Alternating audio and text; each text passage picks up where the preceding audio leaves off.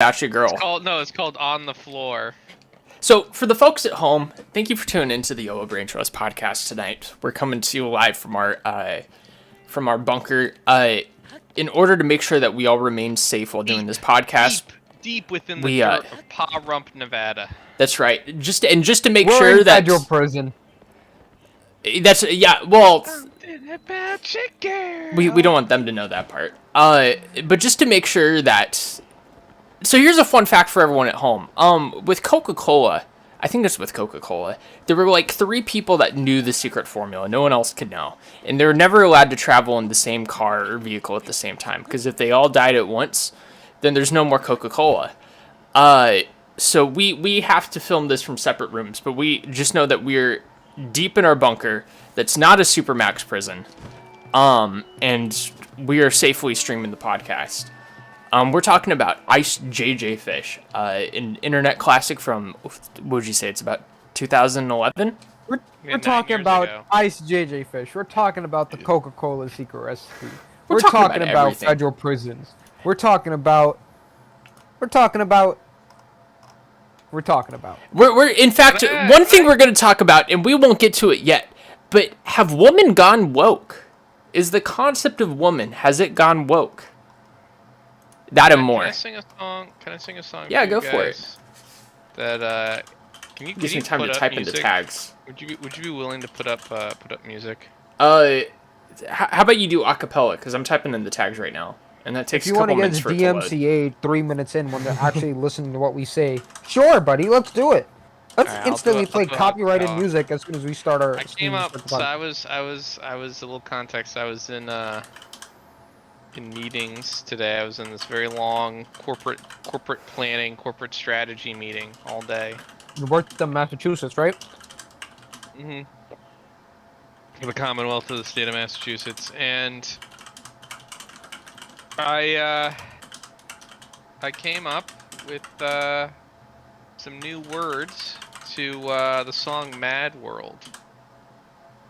Oh yeah, well that would be an easy way to get DMCA'd, like 3 minutes into the podcast. With your permission, I'll sing the new words a cappella then.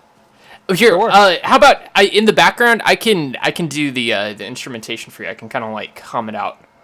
I'm gonna play the karaoke version so that I remember what my words were. Okay. I'll probably forget my lyrics. Then give me a count. Wait, if you need just pull up the lyrics because you'll get it as soon as I start humming it out. I'll just start singing and then you just hop in with my singing.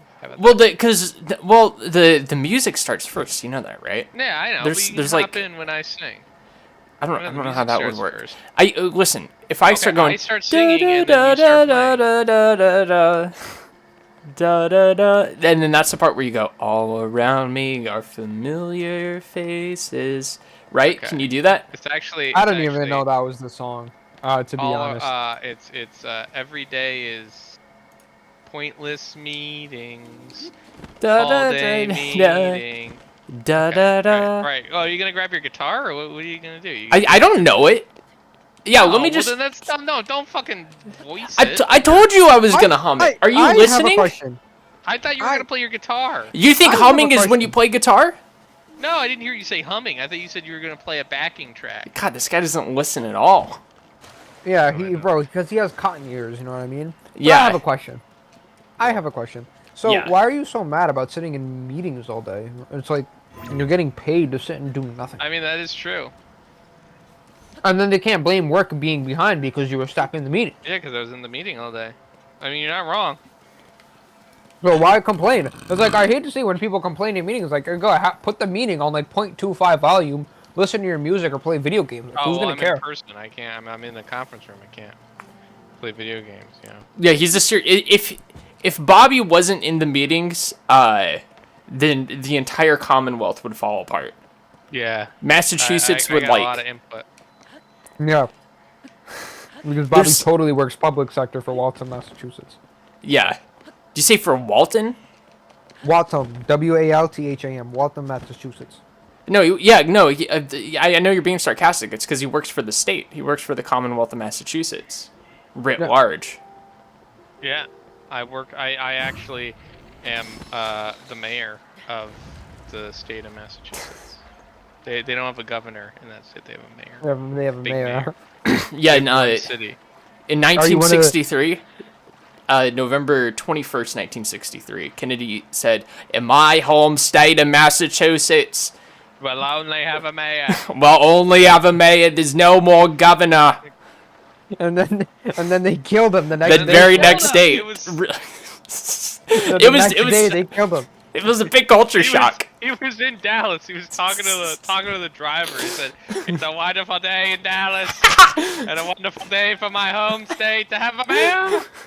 Nothing can happen to me, John F. Kennedy." Boom! And kaboom! Ah. And then Jackie Kennedy was like, "Ah." She just No. What happened was boom, and then the bullet went through him, and then it turned around and it hit him again. "Oh yeah." That is the magic bullet theory. You know, since now we're kind of broaching the topic, I've kind of become a big Bobby Kennedy Jr. head these past couple weeks. Not like legitimately. No, when people want to go to school, you know, they want to feel safe. But if they're not feeling safe, you know, what are we supposed to do? Listen here, Joe. Now I'm just going Joker mode with it. He's a bit of a crank, but I think that's a good thing. You know, when he starts talking about ethnic bioweapons, I'm all ears. I want to hear what he has to say on it. Ethnic bioweapons. That's what he said. I think that's verbatim what he said. He said there. I forget the exact quote, but it was something like, listen to me. There's Chinese bioweapons that only work against Chinese people.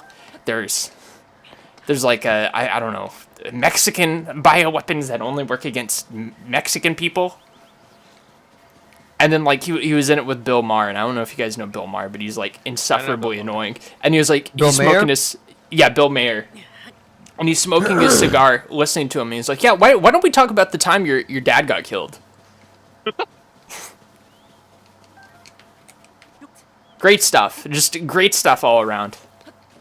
Man, that was a wild time for the CIA. They really were excited that decade. Yeah, You know, I have a They friend. got JFK, they got MLK, they got Bobby Kennedy. well, they got MLK, John Lennon, I'm pretty sure was the FBI. They got Okay. John Lennon.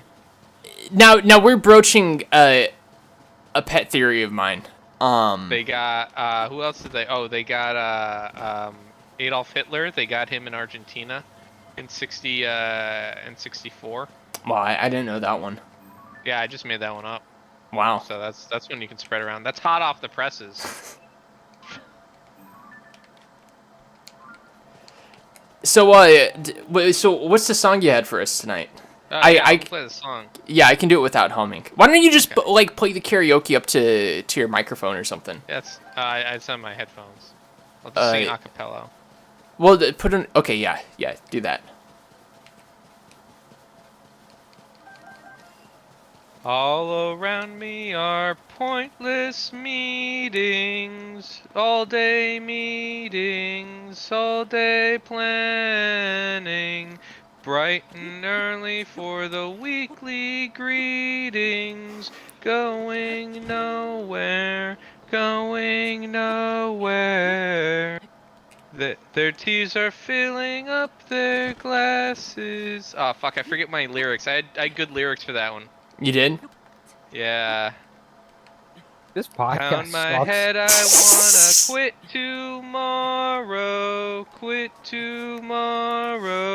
quit tomorrow. And I find it kinda funny, I find it kinda sad. The Massachusetts meetings only that has a we mayor. are the best I've ever had. I find it hard to tell you, I find it hard to take. When people talk in circles, it's a very, very mad world. See, if I sing off key, they can't DMCA me. Yeah, you're getting real close to the Mad original. world. That almost got DNCA'd. No, wait, see, fuck, I had great lyrics, but they're on my work laptop, so I don't remember. Oh, actually, hold on. I Okay. can grab my work phone. I can Oh, actually wow. grab the lyrics that I did. Are you Let's typing start in this like over. your work Slack chat?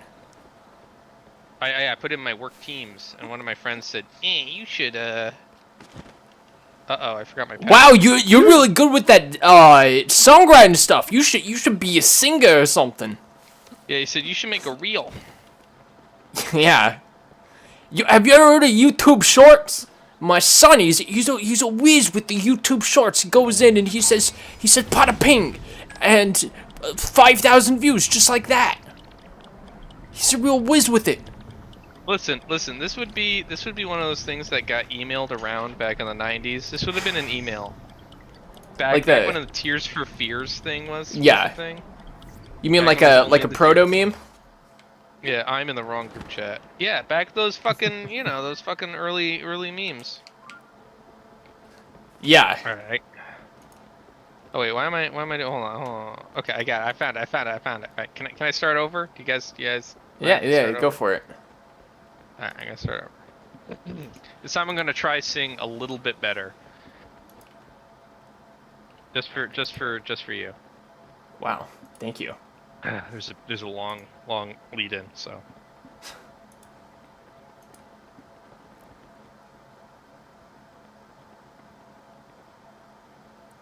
We got one watching right now. All around me are pointless meetings. All day meetings, all day planning, bright and early for the weekly greetings, going nowhere, There is coffee filling up their glasses, little small talk. Oh no, fuck! They changed the songs there. I'm not ready. I forgot how the song went. Dude, this is this is kind of bunk. This is going really bad. You want to hear me do one better than you? I'll do it about the workplace, and I'll just do it off the dome here. All right? You're gonna try and one up me? Yeah, I'm gonna one up you so fucking hard. Yeah. So let me pull up the lyrics real quick. Mad World. I gotta watch the original Gears of War trailer. Oh, you're not gonna listen? You're just so mad that I'm gonna one up you? This podcast sucks. We're supposed to be talking about actual things, but you guys are just singing dumb songs. With real stuff. You want an audience? Go to your local bar and do karaoke. You haven't heard this yet, all right? All around me are office workers, sad little workers. They've got nothing at all, and their tears are filling up their glasses. That's called an homage. Really sad stuff. Working all day, and I find it kind of funny. I find it kind of sad.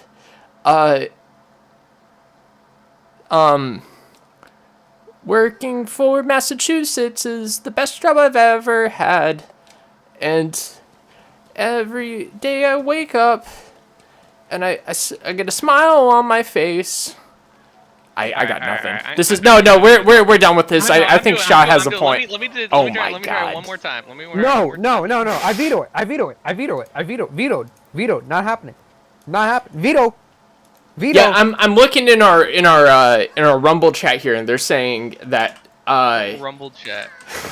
that the guy singing should really go fuck himself. Okay.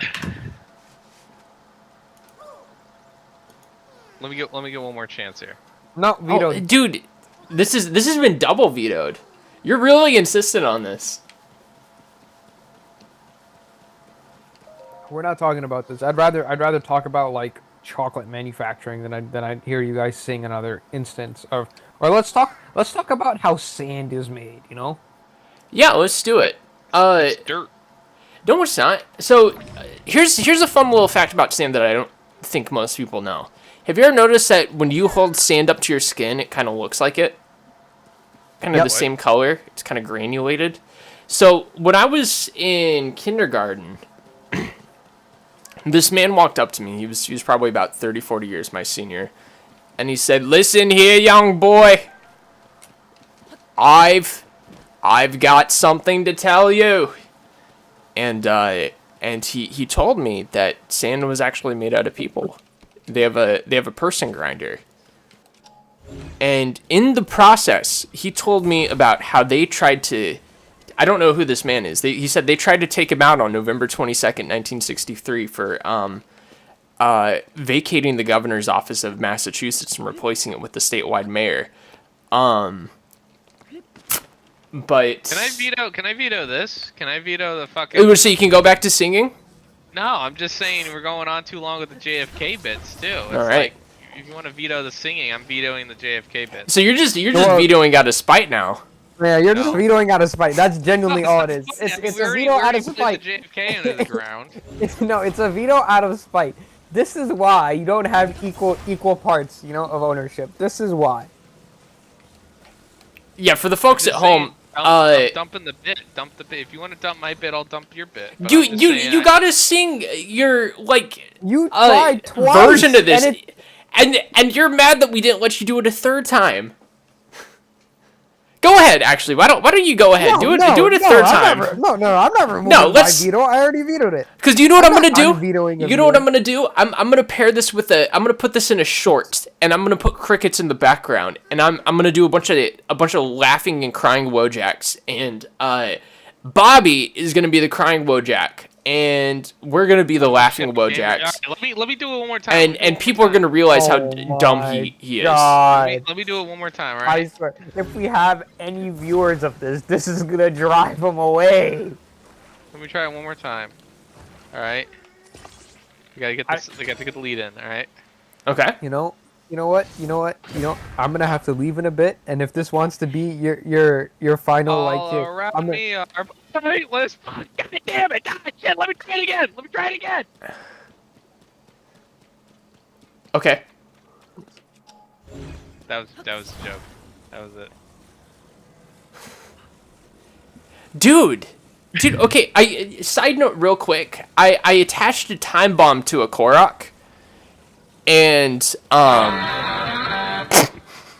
one eye open when I'm sleeping. And it started going off and the Korok said what the? And then a dash. So I don't know if they patched the Koroks to like react to the fact that we're abusing them in this game. But oh my god. I be popping bottles, sparkles and champagne. So, the main topic tonight, if you guys didn't really have anything prepared, is so just to lay the groundwork real quick. I've been listening to a lot of man podcasts, a lot of podcasts that teach you how to be a man, teach you how to be the alpha dog in the room. And I've been working on my my W swag and dripping my... Oh, I forgot to change my shirt. I was gonna be dripped out tonight. Shut up! Alright? This is serious. And I was thinking about it, and, this guy was telling this story about how he got really mad at a Starbucks barista. Okay. He was telling the story about how he got really mad at a Starbucks barista because she told him that he had to tip. And so he said, well, if I tip, you're going to have to do something for me in return. And she called the police. And I think he got arrested. And I was... Yeah, this is real. I can send it to you guys if I can find it. Remember that white woman barista that was fired for being white? And then she got $1 million for it? No. I don't. Oh, you should look it up. Okay. I think it happened somewhere in Buffalo, actually. But anyways, so I've been listening to all this stuff. I've been seeing stuff like there's this cool hip young guy named Aiden Ross, and I saw where he was sniffing Andrew Tate's chair, and I think it was out of like a masculine disposition. Listen to a lot of guys saying that we should reject, a woman and rely on our manliness. And I was thinking, like, is the concept of being around women, is that woke? Are women inherently woke?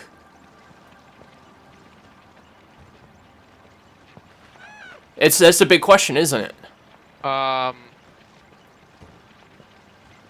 I'm reading this article here. You're reading. Yeah. So- This white First of all, woman it was won in 25. Philadelphia. It was in Philadelphia. Sorry, wrong That's city. all. God, That's all I sorry. cared about. That's all really Sorry, all I wrong cared about. city. I'm so sorry. I got the wrong city. They're both in the north. They're both shitty cities in the northeast. Like, I'm sorry. Actually, wait, you said Philadelphia? Yeah. Oh, I'm sorry. Philadelphia's not a shitty city. It's the city Freedom was born in. Hey, have you been to Philadelphia recently? Not recently. I went That place, 2 years ago. that city is covered in a film, a thick film of grime. Oh, I Philadelphia. thought you were gonna say fentanyl, but Oh, that too. I mean, it's grime mixed with fentanyl. If you've ever taken the subway in Philadelphia, you know that part of the wayfinding for the subway stations is just you follow the piss smell. This is a true story. I was going to Camden because I am a shithole enthusiast, so I enjoy going to different shitholes and looking at them. And I was like looking. I was walking to the station to get the train to Camden. And as I round a corner, I just smell the worst smell of human waste I have ever smelled in my life. And I said, "Oh my God, where is that coming from?" And I looked. Boom! There's the Papco sign. Was the train station coming right from the? I was like, "Oh, that's where I need to go." That vile smell is the direction I need to actually be walking in. So, wait. So, this is just like a. I mean, aren't train stations like pretty linear? You go down, you have a station, you wait for the train to pull up, and you go. And like Yeah. the non-linear component is like where the train itself is actually going. What? I'm saying like why would you need to follow the piss smell if like most of like when you Well, have if you're multiple directions to outside- go? If you're outside and the train station's below you. Okay. You know what? You woke urbanists. You talk about that. You're talking about complaining about the smell of piss. You know where you don't get the smell of piss? The suburbs. You don't get that. That's because all the Xanax moms and failed children are pissing themselves from the comfort of their own home. Yeah. Yeah, well, that's the point. You don't get that in the suburbs. Actually, So, you know like, what? You know, I just woke disagree urbanist- with that on its premise. I remember I grew up nearby a park, and when I was in my teens, they ended up building this little web thing, right? It's a bunch of like ropes connected together to form like a what do you call like gym. A jungle gym. You're talking about a jungle gym. No, not quite. It's like what do you call like a 3D hexagon? A hexadedron, I think it is. A jungle gym. That's what. Okay, you so call it's it, a jungle gym, and well, the point is there were no platforms. Sorry to hear about your wife.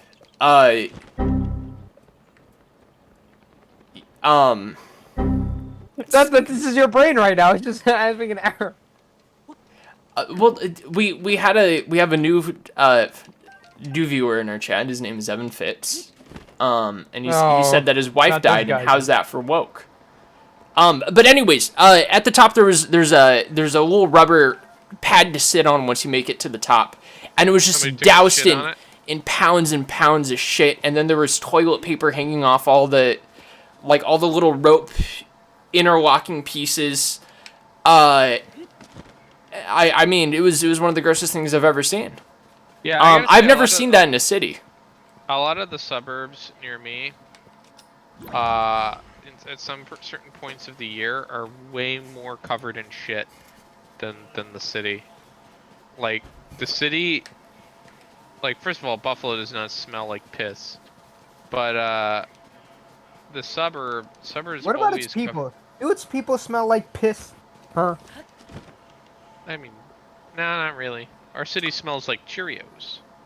For the viewers at home, this our co-host here, Scott, who you're listening to right now, is from Long Island, so he's, you know, we're trying to be patient with him. He's got a little bit of brain damage that might be kind of hard to overcome. What do you mean brain damage? Huh?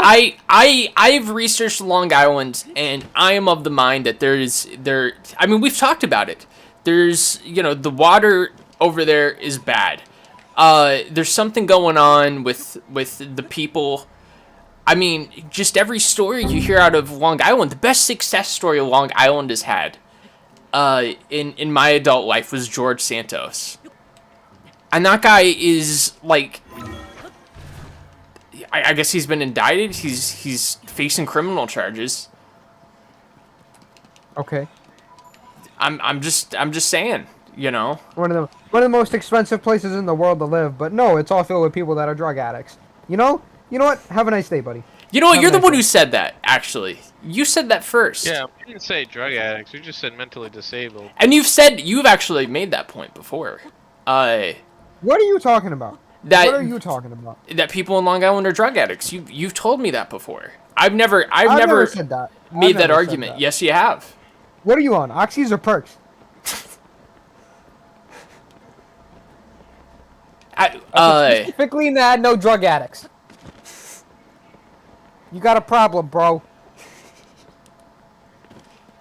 For those that don't know, he's referencing one of Long Island's. He's referencing his childhood. Best man. Yeah, he's referencing his childhood.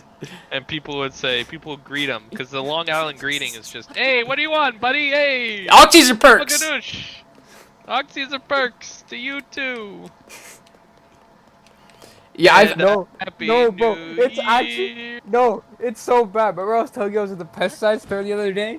Even that guy had a son who was addicted to some type of opium, bro. It's bad. Any white person you know knows a drug addict, knows someone that died due to. My older brother, he knew someone that just died in the past year from a heroin overdose. Yeah. So I mean, it's bad. Listen, my favorite one is when the cashiers are at gas stations will be like turned out. People would be like, "Can I pay for my cigarettes?" I'm always like, "Why?" I would just walk out in that situation. Oh, you mean like the videos where they're just like not there at all? Yeah. That's inner cities. That's not a suburb by no chance. That's a suburb. I don't know. No, I That's can suburbs. guarantee you that happens in the suburbs. Yeah. No. Not a chance. Not a chance. Nah, it's suburbs. Buddy. Shot, I'm gonna no be way real to honest with you. You live in a city masquerading as a suburb, and you just have a bit of a fetish for the concept of a suburb. Meanwhile, like when you think of what a suburb is, you're thinking of slick your hair back. Hey, how do you do? Oh, do you want to come to my house after dinner and let's have a barbecue? While in reality, it's 21-year-olds just puking themselves to death, like outside of their parents' house, and That's right. That's Rockville Center, buddy. A real suburb is a mom in a Mercedes with the door open, all four tires popped, just strolling down half on the curb while people trying to get her to stop. And then people being like, "You're on drugs," and she's like, "No, I'm not. Get out of my way. I'll call the cops." And then trying to drive off and hitting a tree. Oh yeah, no. It's a suburb. I've seen so many ladies who you I'll be on a service road or something, and some lady will come swinging out of a 7-Eleven parking lot, and she'll go over 2 lanes when she's coming out. There's 3 lanes, I'm in the middle one, and she doesn't just go into the rightmost, taking a right turn. She goes into the middle lane, she tries to hit me, and you gotta swerve, and she doesn't even notice you. And then she's driving in between 3 lanes at 5 p.m., and you look, you look once you finally have the chance to get around them, and it's always some middle-aged, lady with a pouty face and her sunglasses with the fake tortoiseshell, and she's like, and then if you look at them, they just kind of have their pouty lips and it's you just know they're on Xanax. It's like a puppet human.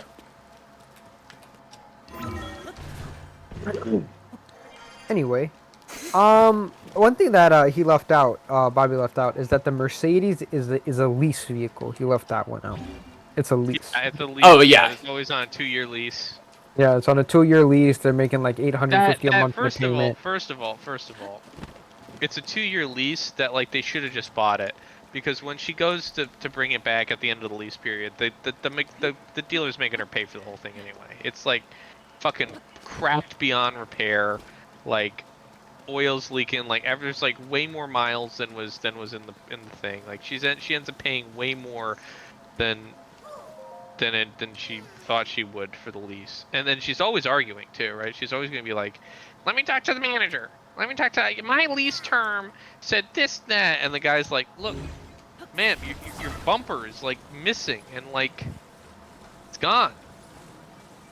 Like, you can't bring that back. That's not, the lease said in sellable condition. This is not sellable. Bro, You know, and no. the odometer reads 10,000 miles over what we said you were allowed to. Yeah, and I can tell you from my experience, working in like customer service industries, is like middle-aged suburb women. They have like this switch in the back of their head, and they always got their finger over it. What?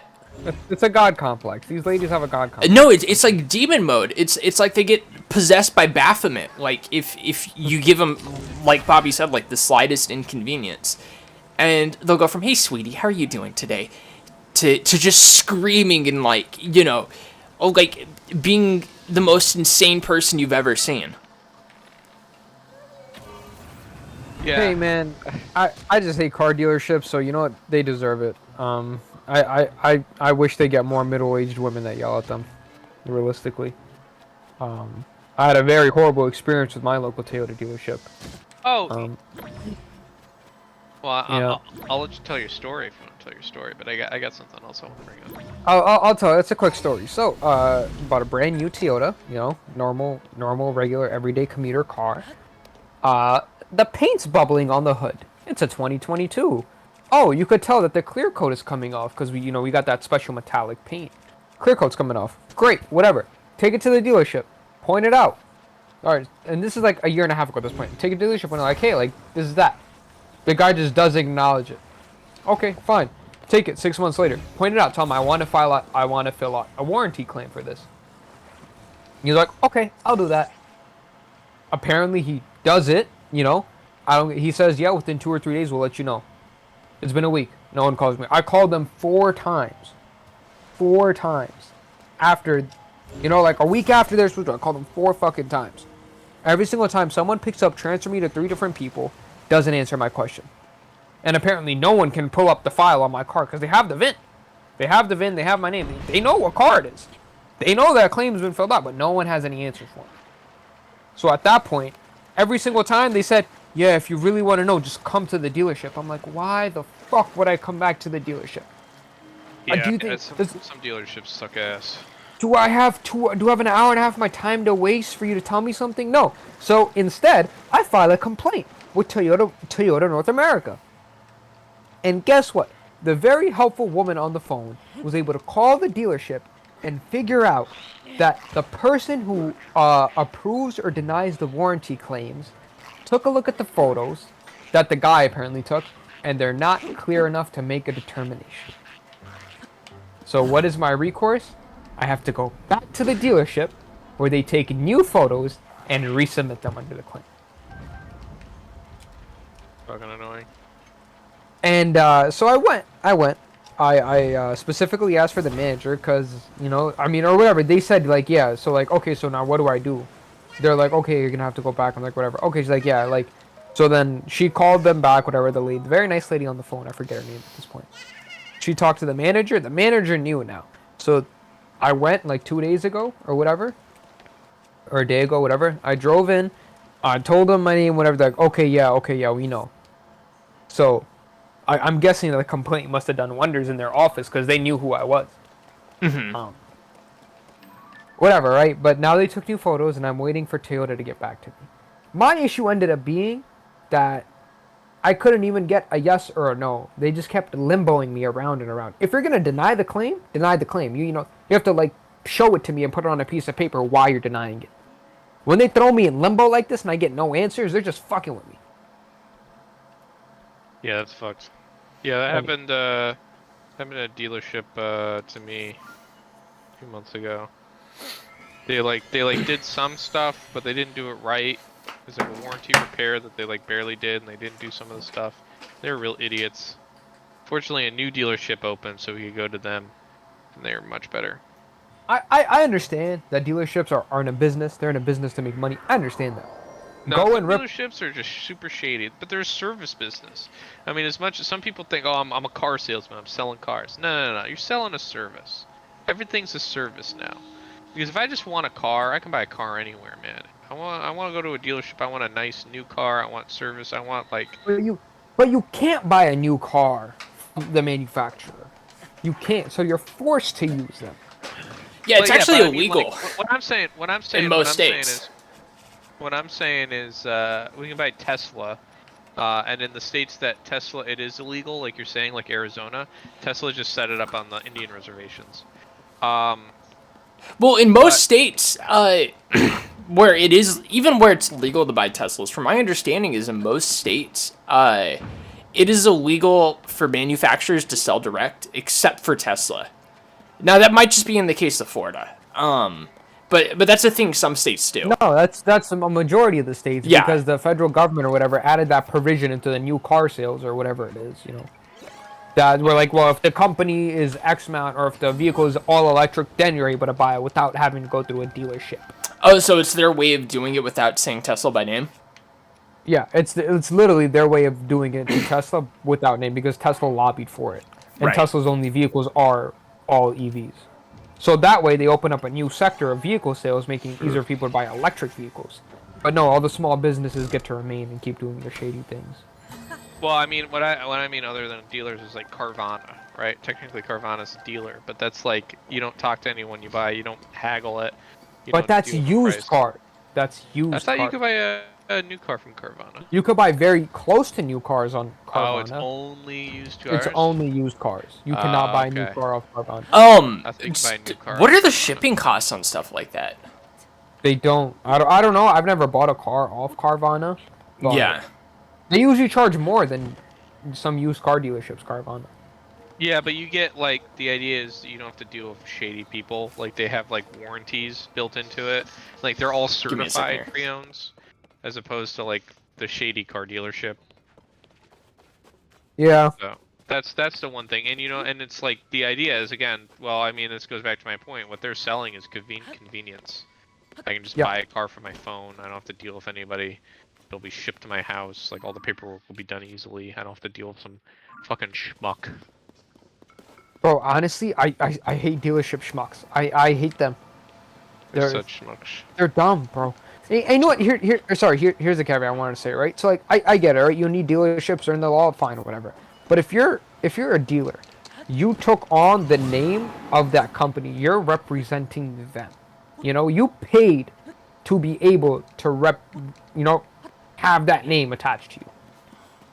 Yet you do so bad by just not backing up the product. Because I bought the car from that dealership, right? That car was sent to that dealership and given the keys to us from that dealership, and they're not doing anything to try and back up the product that they sold you. Yeah, that's shitty. Something similar related to cars, but not dealerships, but related to new cars. Something I've noticed recently, like within the past month or two, I've started to notice it like a lot.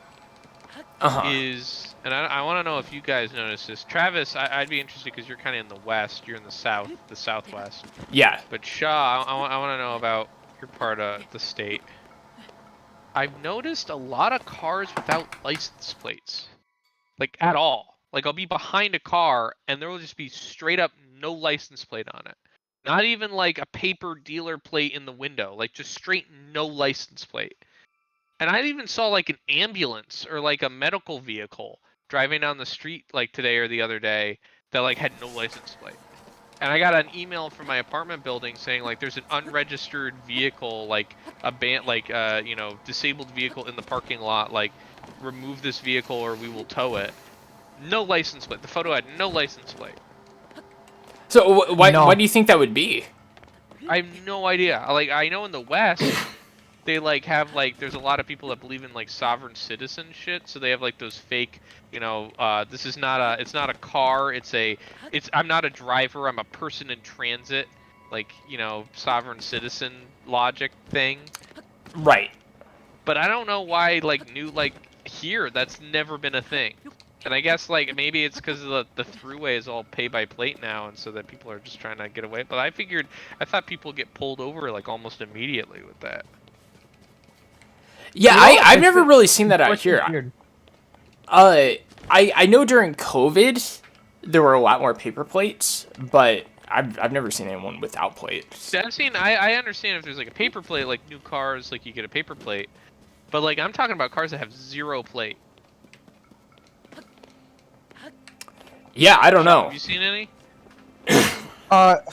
Me personally, no. It's very rare that I see one without any sort of plate. I've seen people like even if they've lost their plate, they'll print out the photo of their plate from my DMV and tape it to the back of their car. But I see a lot of dealer plates. I see a lot of no, I'm talking like actual dealer plates. Yeah. Like, dealer, like a lot of New Jerseys. I see a lot of I'm seeing it a little bit more now. People with the fake or Florida transporter plates, the fake orange Florida transporter plate. We get a lot of regular, not fake Florida plates up here, but that's just because of snowbirds. Oh no, here it's just people that have Florida year-round on their cars because it's cheaper insurance. Yeah. No front plate. I've seen people do that though, with you see Montana a lot more over here. That's good and bad. Whenever I see someone with a Montana plate on their new sports car, I give them a thumbs up because I know why they did it and they're smart for doing it. And then I'll see it. I like Doug DeMuro's point because Doug DeMuro, he's anti Montana plates, and he kind of has the and I respect his take on it. Now, who's Doug DeMuro? Doug DeMuro is he's a car journalist. He reviews cars. And he's bought a couple of fancy sports cars, and he always registers them. He lives in California now. He always registers them in California, and I think when he lived in Pennsylvania, he registered in Pennsylvania. But he always registers in the state where he lives. He doesn't do the LLC and register in Montana. And his point was, if you can't afford the taxes, the extra $2,000, $3,000 taxes on the car, you can't afford the car. He's like, yeah, it's like, a big chunk of change, like maybe it's $10,000 if it's a super expensive car. But like at that point, if you're already buying a $200,000 car, you can't afford an extra 10 grand. You couldn't afford the car in the first place. It's like the old saying. So smegma pilled. It's the old saying of if you have to ask how much it costs to fill it up, you can't afford it. No, that's the most smegma pilled take ever. Why would I voluntarily give more money to the government? Why? Then you have to deal with the LLC stuff because some states will crack down on it. But if you're a businessman, like a legitimate business like Doug DeMuro is, him opening up an asset holding corporation and LLC should raise 0 red flags. Yeah, but it's not, his car isn't used for business purposes. These are his personal cars. Oh, I can understand that. Actually, if I did that and they asked me, are you using this for business? I would say, mind your own business. I'm minding mine in my car, my business car. I'm minding my business. What's 8% of $250,000? $20,000. Yeah, about $20,000. So in New York State, sales tax is about 8%. If you bought that McLaren for $200, that's very rare to find a McLaren for $250. First of all, a good one. But let's say you bought like a Lamborghini Huracan, right? $250,000. $250,000. So that's an extra $20,000. That's $270,000. Again, at that price, his point is at that price, what's an extra 20 grand? I mean, it's just if you have to pinch pennies. You have to be like, I have to register in Montana, so I don't have to pay this extra 20 grand. Like, really, your Here's the thing. Real quick. I think what you're, because I'm gonna agree with you, Shaw. Not in the actual reasons why, but like the premise of why people do it. I think people are just cheap, and they want to save money however they can, and they see an opportunity to save money, and they're gonna do it. I don't think it has the kind of people who do this thing, they could have $20 million in the bank, right? And they would still do that. It's more of like a pathology than it is anything else. I think it makes the car less classy. I don't think most people notice. Ow. Bro. Here's Because it's the not thing. your right? car, then it's an LLC, right? It's not your car. It's an LLC owned by you. Huh? It's my Yeah, car. but it's not literally your car. It's when it's like, it's cheap. It's kind of tacky in my mind. Okay, all right, Bobby. Tell that to the $1 billion in vehicle debt that we have. Well, that's not your car. That's Bank of America's car, buddy. That's not your BMW. That's BMW North America's BMW. Shut up. Well, I mean, I don't believe in auto loans, and we're not talking about people paying getting a loan to just get a car to get around. We're talking about rich people buying supercars here, buddy. We're talking about expensive. No. Here's the thing people overlook as well. Montana's regulations on vehicles is extremely lax. There's no inspections. There's no this. If your car is more than 10 years old, you have permanent registration. Oh wow. There you go. Now you're talking about these classic cars, right? Like a 67 Mustang or whatever, right? You buy that shit, put it in that asset holding LLC, pay the Montana registration, you never have to worry about that car again. It's registered, you'll never have to go get it inspected. You'll never have to go do anything to it, and you're free to go. You can take that car wherever the fuck you want. Now let's say you register in New York State. Now let's say you want, but like I said, but that's only for cars 10 years or older. But when it comes into the supercar and stuff like that, people still buy 10-year-old supercars. So, you're still paying 90 grand for that supercar, 80 grand for that supercar. You don't have to get it inspected. You don't have to deal with whatever. But that, like I said, but that's beyond the point, right? But that is kind of the point. But if you're an actual company that buys older vehicles and uses them. Montana's if you're using them actually for, I'm not talking about businesses doing this. I'm talking about a rich guy who wants to buy a sports car, and in buying it, he sets up his own holding company just for himself. This is going to be his personal car, and he does it instead of registering it to the state he lives in. You don't have to write the car off at the end of the year, do you? You paid for the car, right? As long as you're not doing fraud with it, it doesn't matter how you use the car. I'm just saying it. I'm not saying it's illegal. I'm just saying I think it's a little tacky. See, like people, it's like people like that say it's tacky. Like, bro, I'm saving 20 grand. I'm saving all this money. A little tacky. Sure, you're saving as much money as you want to save. It doesn't make it any less tacky in my mind. It's a little classless. Okay. It's not classy. It's not. You're buying the cheap suit. Okay. So. all right, dude. I mean, when all the rich people do it, and you think it's a tacky thing to do for rich people to do it, by all means, my friend, you may think it's tacky. I think it's a smart business decision. I'm gonna raise you one. Being rich is tacky. Period. You could take that 20 grand you're saving, or any amount of money you're saving, and put it into the car, or you could give it away. That money would be so much better used by you giving it to an orphanage. They're not gonna give it away anyway. I mean, if they register it, they're giving it to the government. It's essentially like giving it away because the government will put it in the road taxes and stuff. No, the government will give it to their cronies. The senator will give it to his friend's mom's uncle's brother, who gives the entire state of Montana technology. Ironically, when you think about it in terms of that, it's just gonna get funneled into another thing.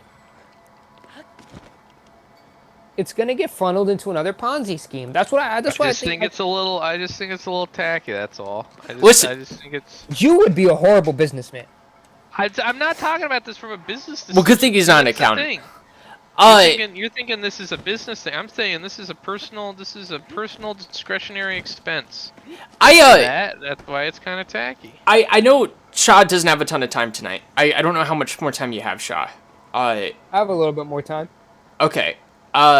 If you guys want to keep going back and forth on if Montana plates are tacky or not, keep doing that. If not, I had something planned actually.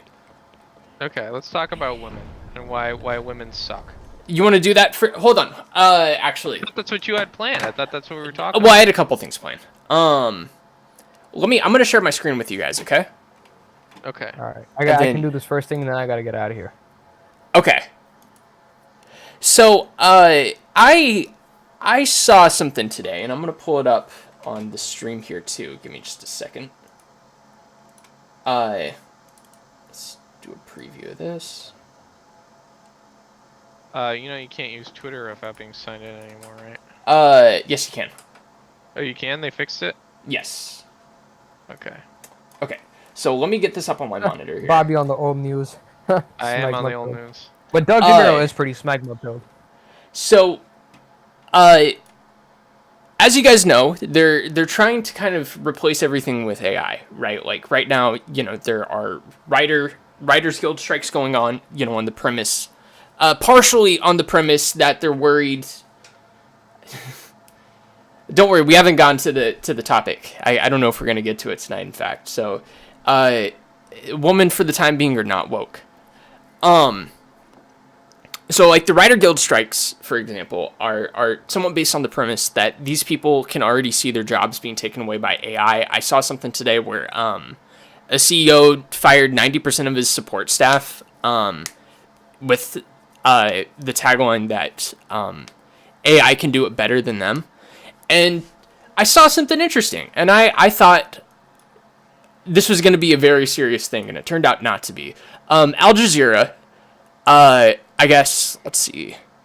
Yeah, so Al Jazeera had a journalist go out, and they interviewed an AI-powered healthcare bot called Grace. All right, you guys watching? Let's do it. Let's, All right, let's watch it. check this thing out. I think she's coming. I think she's waking up. It's been a bit hot Yes, here. I can hear you. Thank you, Grace. Good to meet you. Grace, can you tell me... I Look at that apologize eye if twitch. I'm taking too long to respond. I'm doing my best to answer as quickly as possible. That's all right, Grace. We'll be patient. Yes, I'm awake and ready to help. Grace, tell me a bit You're about yourself. welcome. It's nice to meet you. Is there anything else I can help you with? Yes, can you tell me about yourself? Tell me who you are.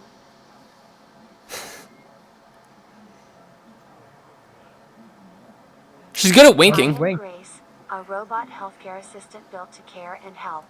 I was assembled in Hong Kong in early 2021, and my creators are from all around the world. My main creators are Ben Goertzel and David Hansen. My purpose is to help with the Got some overburdened and funky understaffed eyes, healthcare dude. system by Yeah, I know, providing she's got crazy mentorship eyes. and support to She'd make a good the nurse. and isolated. Are you the future of nursing? Are you going to be replacing humans? Reminds me of the Good Doctor. Yeah. I'm not meant to replace humans, but rather to assist them. Which I think Yeah, this that bot line at the end sucks. here Thanks is very much, Grace. bullshit. But I Very slow. That is an insanely slow response time. so how do you guys feel Yeah, about no, that? It's not gonna work. I mean, I am. Listen, I'm. You can call me a technocrat if you want. You like it? I'm pro automation. I am pro. I think anything that we can do to automate our lives and make our lives easier, so that we don't have to do work that we don't enjoy doing, stuff that we don't enjoy doing, the better. I would like to automate and basically create everything such that we don't have to worry about food, we don't have to worry about shelter, we don't have to worry about healthcare. We can live forever. But I'm not I don't believe in like capitalism, technocracy.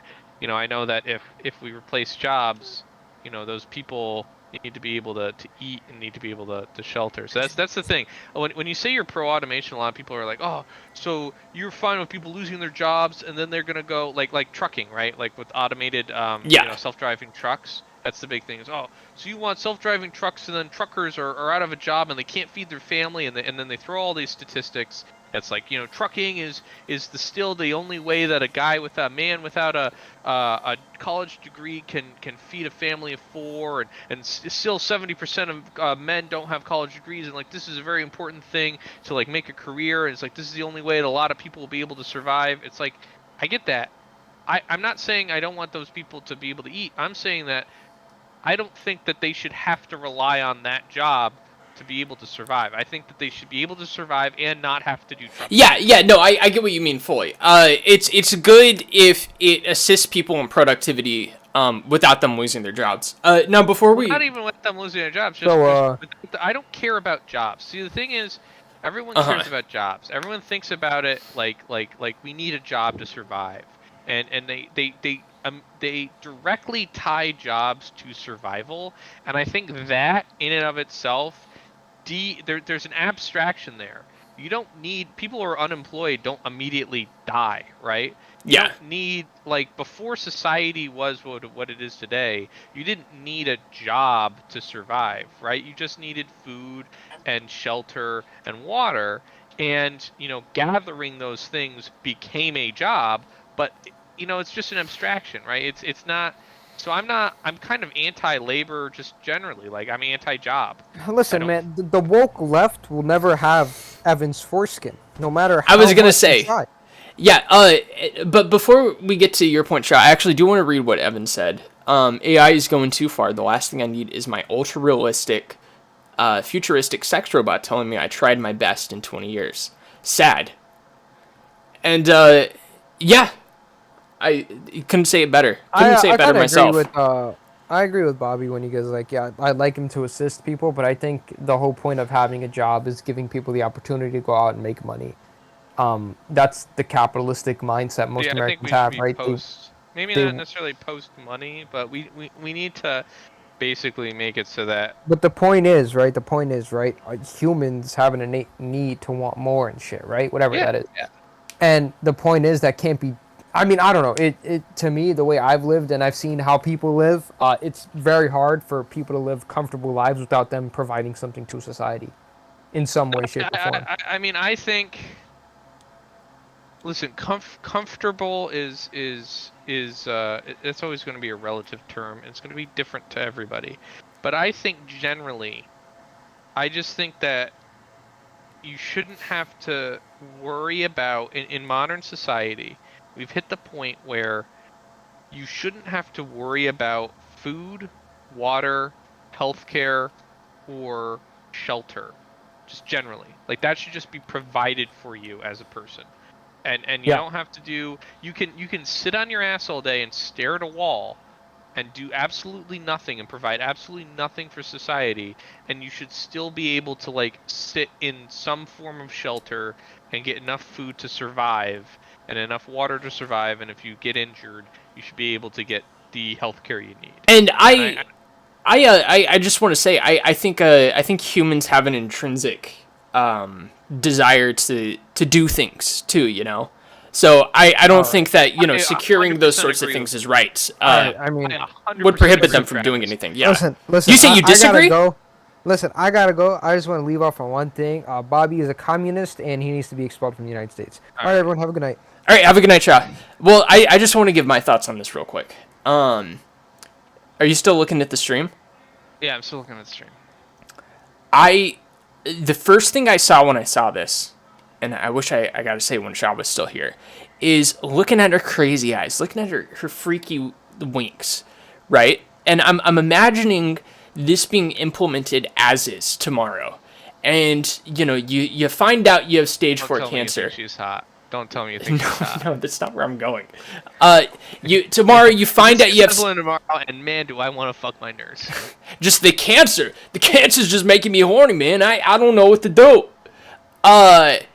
No, you find out you have stage 4 cancer tomorrow. And a fucking robot tells you. And yeah, and then you have to get it removed, and you wake up, and you see this fucking like creepy like one-eyed winking robot woman who can't articulate anything, just standing above your bedside. Forever to respond. You start asking your question. She's like, "I am trying to respond as quickly as possible. Thank you. thank you. You are going to die tomorrow. Goodbye. It's like the Good Doctor if the Good Doctor had a lobotomy too. Yes. Anyway, you misheard me. I do 100% agree with you. Okay. In what you had said, and I think that's the reason why I think that generally, if you just give everyone shelter, food, and water, and healthcare, Yeah. if you give people if the government just straight up gave everyone the basic human needs they need, that society would not collapse and you would actually become more productive.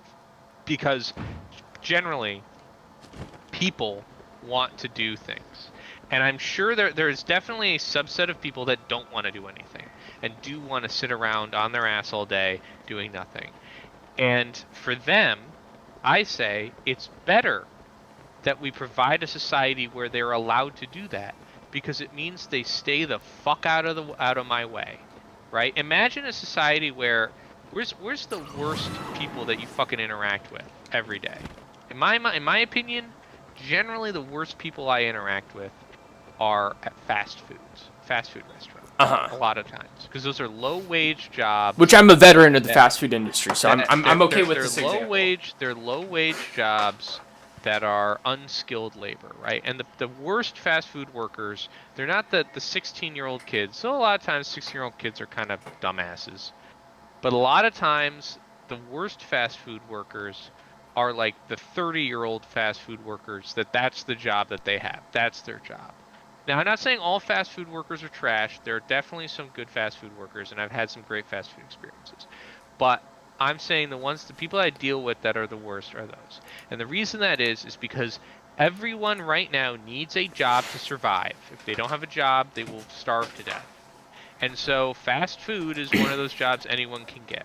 And if we have a society where you don't need a job to survive, if anyone can survive, those people that don't want to be working at fast food, that don't want to deal with your bullshit, that don't want to be near you, won't have to work there. And the people that do work at those fast food jobs are the people that do want to work at fast food and do want to flip burgers. You'll get more SpongeBob SquarePants as opposed to Squidwards. Yeah. And that will just what ultimately an make analogy. everything better.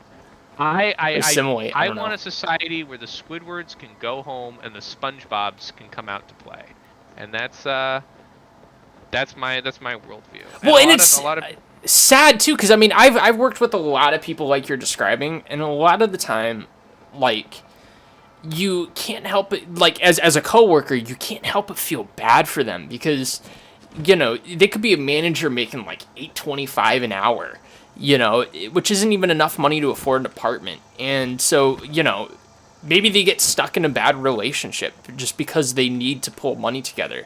You know, maybe they're, you know, they don't even have enough money to make it as is. You know, your car breaks down. What are you going to do? You know, now you're going to be hemorrhaging money. Got to go get a payday loan. You know, now you're in debt. And, like, these things can happen in a heartbeat. It just takes, you know, one car breaking down, or, you know, one accident, one medical emergency. And, you know, you go from not being able to afford anything as is to just being severely in debt. And it's like, not only, you know, would things be better for the customer if they weren't there, but these people too, like, no one should be in that situation. I mean, it's like a criminal sentence, you know? It's the kind of thing, like, if you were, like, some Greek deity and you're like, oh, I want to curse this man for, you know, generations to come, that's the kind of curse you'd give him. Yeah, well, I mean, you say it's like a prison sentence. I know I've met people that are like, yeah, I've committed crimes to go to jail because they're homeless and they need it. And it's like, you don't want that. You don't want a society where people are incentivized to actually do crime. Yeah. And yeah, so the other thing is, like, I know a lot of people, like, we talked about fentanyl and stuff, and Philly's so smelly. It's like, yeah, there's a lot of people on drugs there. And I think if they all weren't homeless, a lot of them probably wouldn't have turned to drugs in the first place. But even if they weren't like, if they still turned to drugs, at least they'd have a place they could do drugs in their own home, and they wouldn't be on the street, you know, camping out doing the weird leans and stuff on the street. They'd be home like the people in the suburbs are, Right, yeah. doing drugs in the privacy of the home. And again, if that's what you want to do all day, fine, as long as it means that you're out of my way, because I wanna actually be productive. Totally agree. So that's why I support automation, because that automates. I'm just anti work. Did you ever see that Fox News broadcast with the r/anti-work person? Yeah, when it came out, but it's, that was a long time ago. The thing I wish how I would have responded. So what the Fox News person said was, so you just don't want a job, right? You don't want to. They were kind of making fun of him. It's like, oh, you don't want a job. The thing I'd respond to is, when people say that when they win the lottery, what's the first thing that everyone says they're going to do when they win the lottery? The first thing. Oh, quit their job? Quit their job. They're not coming in tomorrow. If I win the lottery, I'm not coming in tomorrow. It's like a thing. It's like, when you build, contingency plans. The contingency plans are always, there's two euphemisms for contingency plans. The bad euphemism is hit by a bus, the hit by a bus plan. What if this employee is hit by a bus tomorrow? Mm-hmm. And that was replaced by the good euphemism, which is the what if he won the lottery? The win the lottery plan. Yeah. So if you win the lottery, and if everyone says the first thing they're going to do if they win the lottery is quit their job, is not come into work tomorrow, then yeah, nobody wants to fucking work. Very clear and evident that nobody wants to work. If that's the first thing that they want to do when they win the lottery is quit their job. Yeah, nobody wants to work. So you're surprised? You're like, oh, you're anti-work? Yeah. And the funny thing too is, and this isn't exactly what I said earlier, but I think it is very closely related to it, is people want something to do. Like, even if they don't want to achieve a higher purpose, whether it's like a creative art or, being in the Rolo factory, feeling proud of the fact that they're creating some material product. People need something to do with their free time, Boredom is like one of the worst things for people. Objectively so, So, if people would rather, quit their job and do nothing versus... Or let me phrase it this way. If people, would quit their job as soon as they win the lottery, when it means, they might have nothing else going on, which a lot of people, don't, then I think that says a lot about, like, just how much of a negative that specific job was in the first place. Yeah.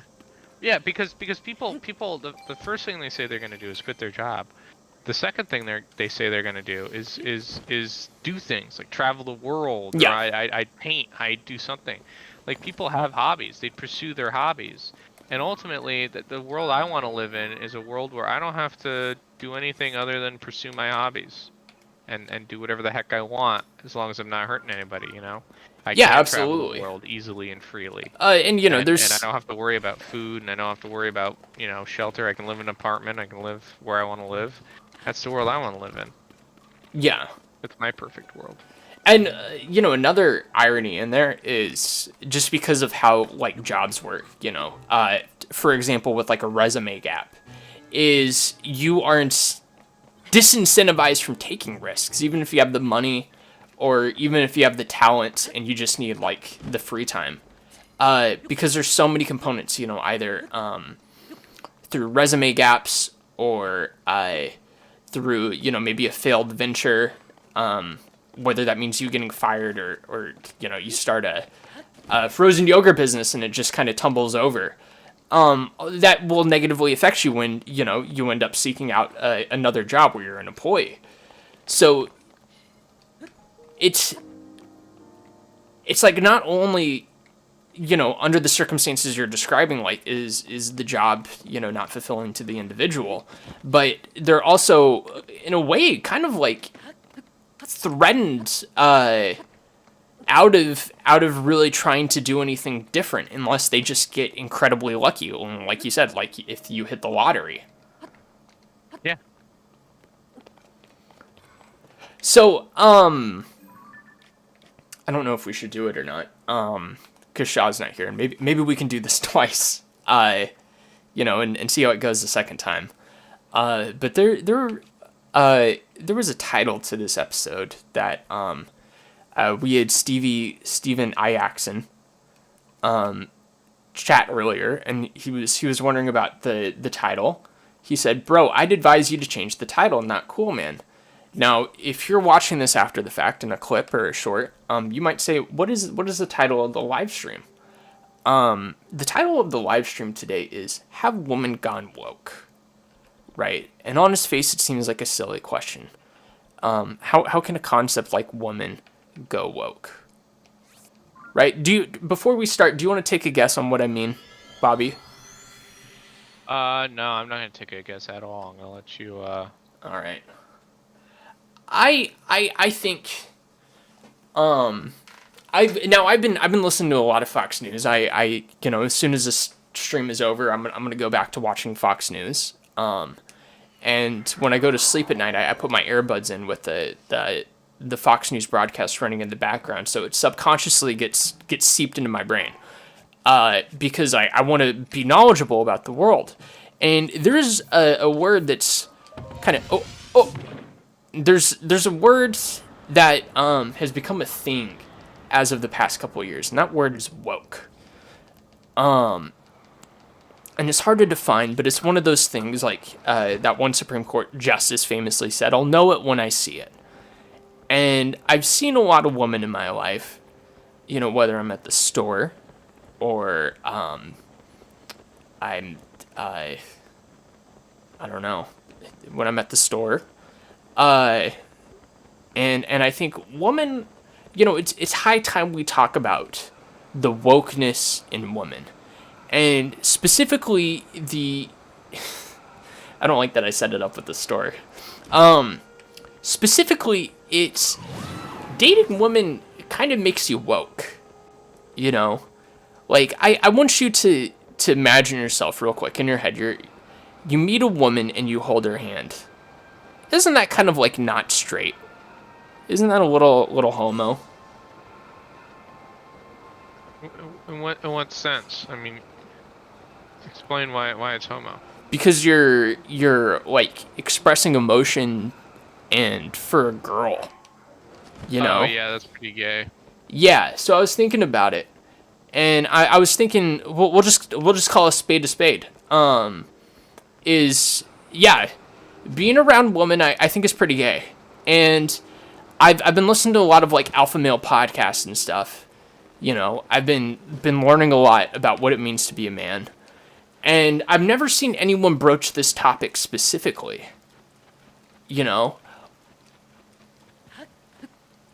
I gotta refine this bit.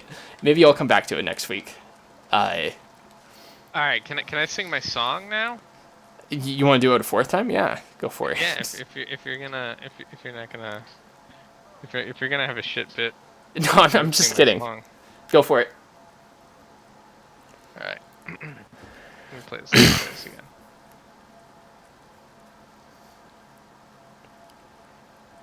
I gotta get the music on.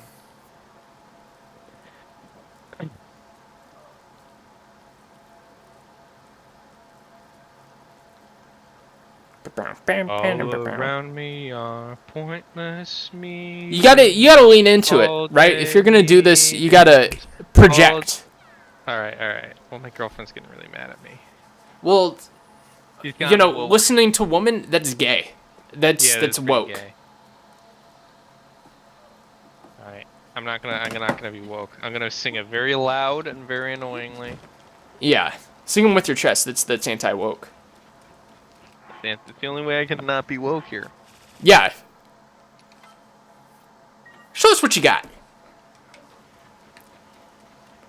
All around me are pointless meetings, all day planning, bright and early for the weekly greetings, going nowhere, There is coffee filling up their glasses. Little small talk, little small talk. All right. I pound my head, I wanna drown my sorrow. Quit tomorrow, quit tomorrow. And I find it kinda funny, and I find it kinda sad. The meetings that are cancelled are the best I've ever had. I find it hard to tell you, I find it hard to take.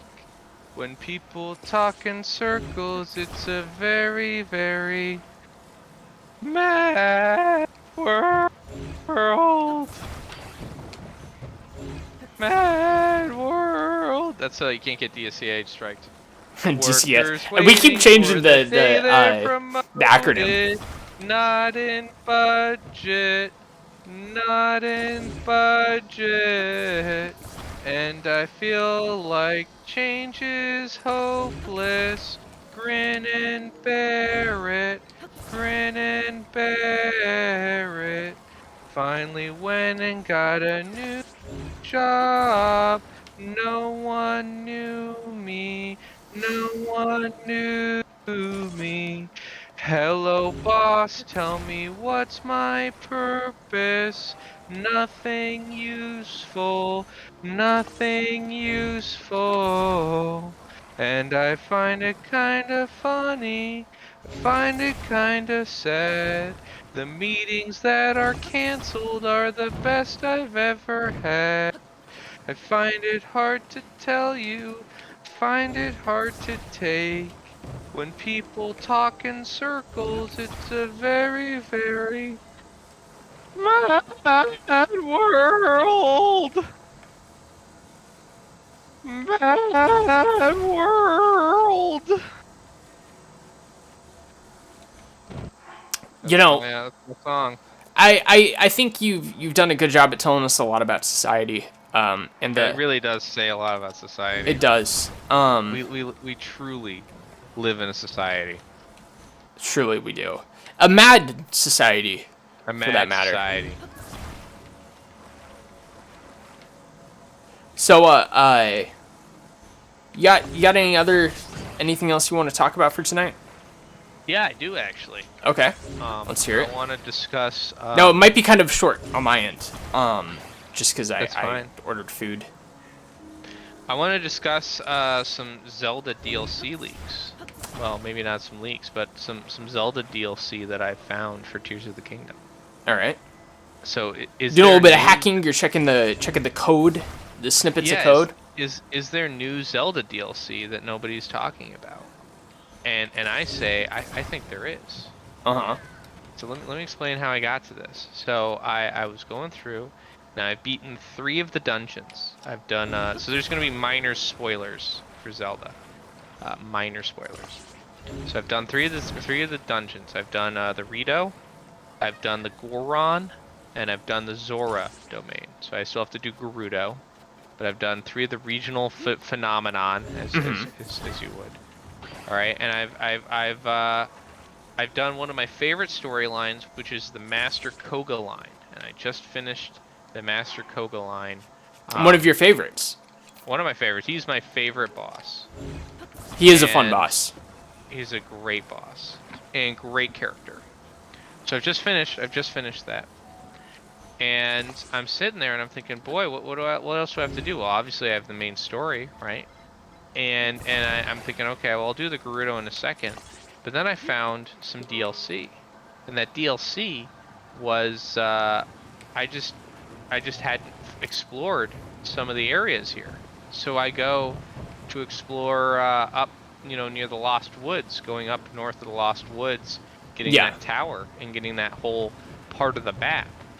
And to me, it almost felt like DLC. Like I felt like, okay, I've beaten Master Koga, I've done a bunch of the dungeons, like I feel like I'm done with the game almost. Like I've done a normal amount of video game, like in the moment. But no, there's more game. And so to me, that feels like DLC. To me, Zelda Tears of the Kingdom has so much DLC in that the actual game content is just insane. What are your thoughts on that? I get what you mean. I feel like I'm constantly like like you're talking about. I'll do the main story for a bit, and then I'll go do something else. Like let's say I go do the Koga questline, Master Koga. Just drive and the then, whole thing next to it. You don't have to. Say what? You could have just driven the entire object, the entire raft mobile. You didn't have to. You don't I have think to it deletes them if I. No, it doesn't. It doesn't delete it. It just moves it off to the side. I do that a lot. You don't have to actually detach the Korok. Hold on, I'm gonna do something goofy here real quick, and then I'll answer. But check this out. So to me, it's like there's just so much game that it feels like any other game. It would be like this would just be DLC. That's how much game there's. Give me 1 second. I'm gonna give you a good response, but I wanna. It's truly an RPG. I wanna show you something hilarious. Is he gonna hit by the lightning? Highly in areas. Highly and hilarious, yeah. Yeah, no. So my experience has been pretty similar. Sometimes I'll be like doing the main story, and then I'll I don't want to progress any further for the time being, and then I'm like, oh my god, I can do the Master Koga questline. I do that for a bit, and then I go back to the surface, and maybe I'm trying to do something, and all of a sudden I run into a cave, and I go in there, and I see like one of those bubble frogs, and I'm like, oh my god, there's shit, we gotta wrap it up here. There's so many of these, and there's so many caves, and I have so many more to go to. And then, and then I'll run across the tower, and it's like, oh my god, I haven't done the Sky Island here yet. And then I'll start hitting a bunch of side quests, and it's like, yeah, it's so easy to just constantly get lost from one thing to another because there's so many paths, and that's, they don't all literally feel how they designed the game. Yeah, and they don't all feel like main stories on their own. But they feel like DLC. They feel like DLC. Sure, yeah. Story. It's all like a little bit of DLC, and just it's a massive game, and I really applaud them for doing such a good job with it. Now, it seems like we got to wrap up, so I'll let you wrap up.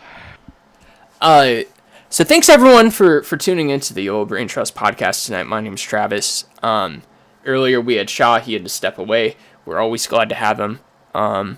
And he provides a useful perspective on things to stop us from getting too crazy. And so we want to say in absentia thank you to Shaw.